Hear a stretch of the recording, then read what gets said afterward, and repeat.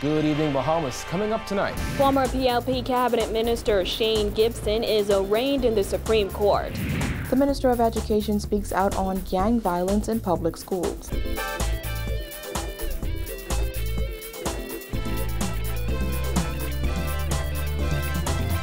Our news is brought to you by Alive, the nation's newest and best LTE network.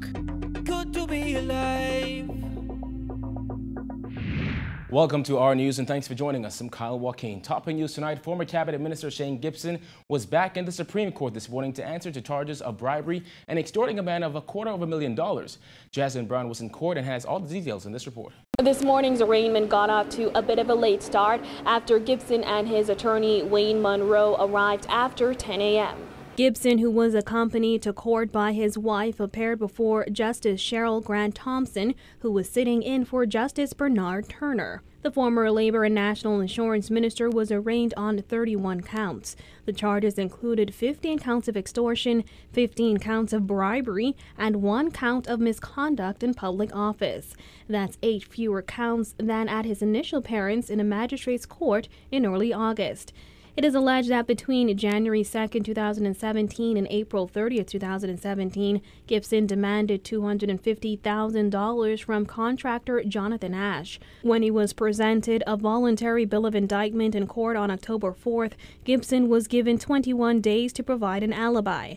In court today, Gibson's attorney Wayne Monroe QC again argued that it is almost impossible to provide an alibi for 118 days over which the prosecutors allege the incidents took place. Monroe said prosecutors should provide a specific date, as he insisted his client has a right to know the date and time the alleged actions took place to determine if someone is telling a lie. He added that it was important to have specific dates for the defense, as he said the allegations took place at the height of the campaign season when Gibson was traveling a lot.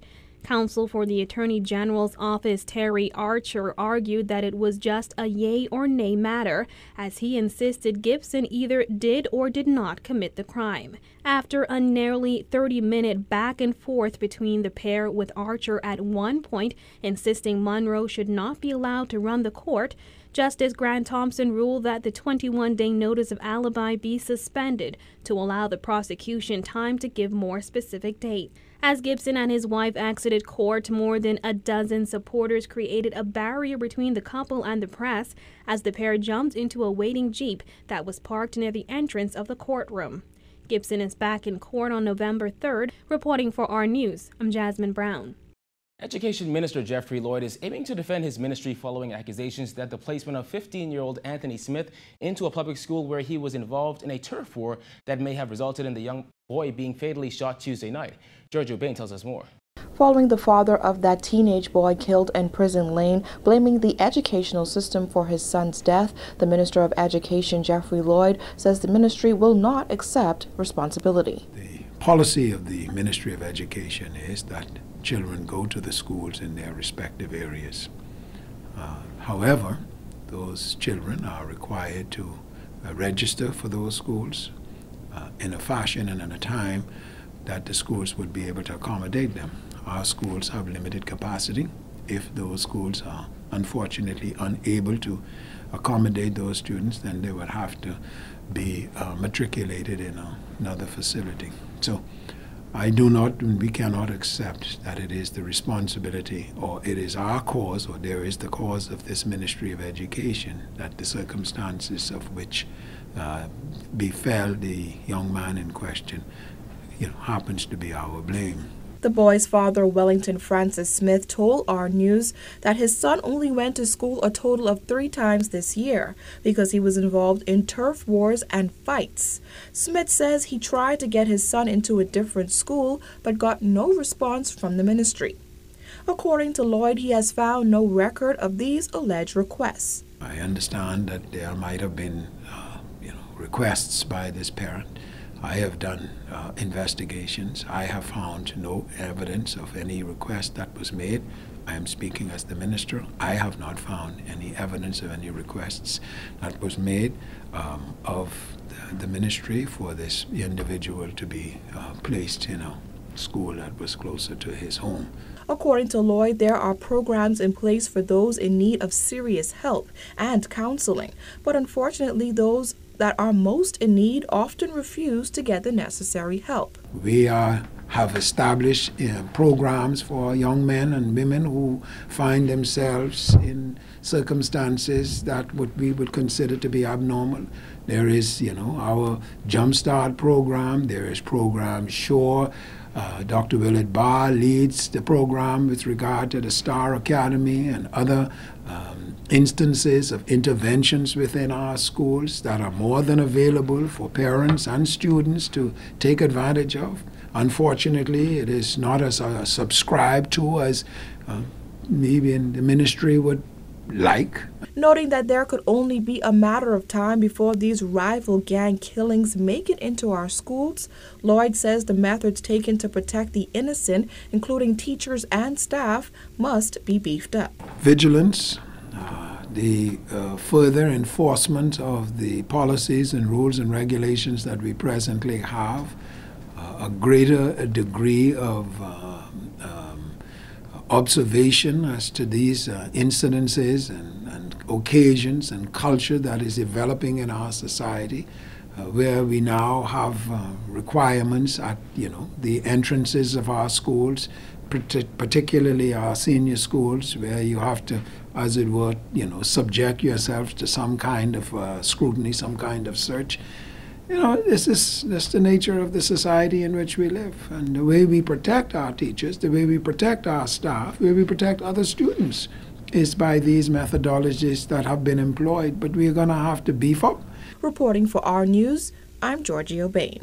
The Free National Movement has a new party chairman. Carl Culmer was elected last night at the party's headquarters. He says he's prepared to defend his party, but that he won't get involved in gutter politics. I'm prepared. As you know, I've been a social media person for quite some time.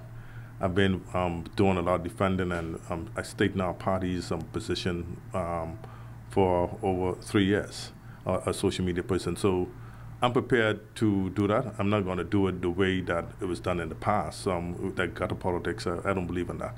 I believe we have an intelligent electorate, and we'll want to see more solution-based discussions.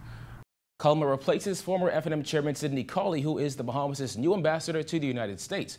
Culmer says he has already set personal goals for himself as chairman and says his first order of business will be to get into the different constituencies and form a stronger bond between the community and the party. One of the things that I would like to see happen at my level is we need to go around and look at all the constituencies to get them up and running. We need to make sure that we look at our offices. We look at how we can do some self-upgrading. All of us, at times, we can look at how we could go around and take self-inspection and see how we can improve ourselves and prepare ourselves for the next level. Culmer also outlined what he hopes to see from the party. I'd like to see our party persons get more involved in the growing party, where we bring new and vibrant people into our party, women and young people, so we could have a cross-section of persons involved with our.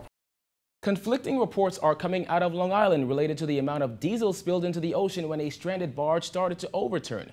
Members of the salvage team who were with the vessel when it started spilling cargo say most of the ship's fuel ended up in the sea. And in this report, our Jared Hicks tells us that the assessment team on the ground doesn't agree with that evaluation. Approximately 40,000 gallons of diesel was spilled in waters in North Long Island earlier this week. That's according to Royston McGregor, who says he was on the site of the barge wreck when the situation made a turn for the worse. This 40,000-gallon figure is in stark contrast to estimates offered by the assessment team on the ground. Public analyst at the Department of Environmental Health Services, Anthony Ryan, says less than 4 containers or less than 1,000 gallons of diesel was spilled. McGregor, who has been vocal about the incident on social media through his page Valiant Marine Salvage, strongly refutes the environmental rep, saying he witnessed stock after stock of diesel container slide into the rough sea. As the barge settled, the water level was coming up above the 10-foot or however tall the steel wall is on that side. And at that point, the laws of physics take over and diesel floats. So these canisters started floating from where they were over the wall in between the rocks and the ship and being crushed. And as the bottom row floated up just like Tetris, the next row slid down on top of that and took its place. When contacted by Our News, Ryan stuck to his story, insisting that fewer than 4 containers of diesel made it into the water, and that most of the diesel was removed from the vessel between Monday and Wednesday morning. If you have a number of containers with fuel oil very heavy, they would coalesce and group up into one area. The question is, why is all of the cargo remaining on the vessel except the fuel oil? And there is also, we got word of other activities that transpired and other investigations that pointed to the fact that the fuel oil was taken from the vessel. The scent of diesel was noticeable several miles away from the site of the barge. Asked if that was an indication of a larger spill than he estimated, Ryan says small and large amounts of diesel give off strong odors. Diesel gives off a pungent odor that you can readily smell. Okay, and you could smell, you don't smell diesel based on volume. You see, that's the misnomer here. You don't smell it based on volume. It has a pungent odor, and small volumes you can smell it, large volumes you can smell it.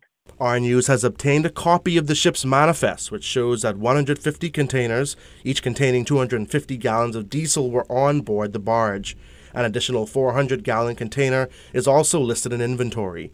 McGregor and Ryan mostly agreed that there were between 100 and 140 containers of fuel oil on the vessel when it ran aground. Ryan insists that those containers of diesel were taken, although he admits that he wasn't present at the time that the boat overturned and started spilling cargo.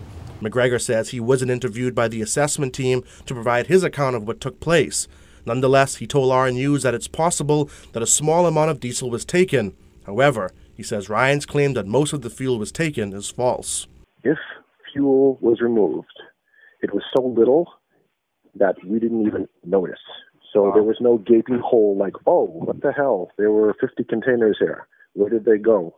No, sir. If some of them were missing, it was so few, or if some of them were empty, it was so few that it didn't even register. According to reports on the ground in Long Island, a tugboat arrived last night and has been parked ever since. It's not clear at this time whether the tug will attempt to maneuver the stranded vessel. We'll continue to follow this developing story. Reporting for Our News, I'm Jared Higgs. Still to come on Our News, the Rastafarian community speaks on the country's crime problem. Stay with us.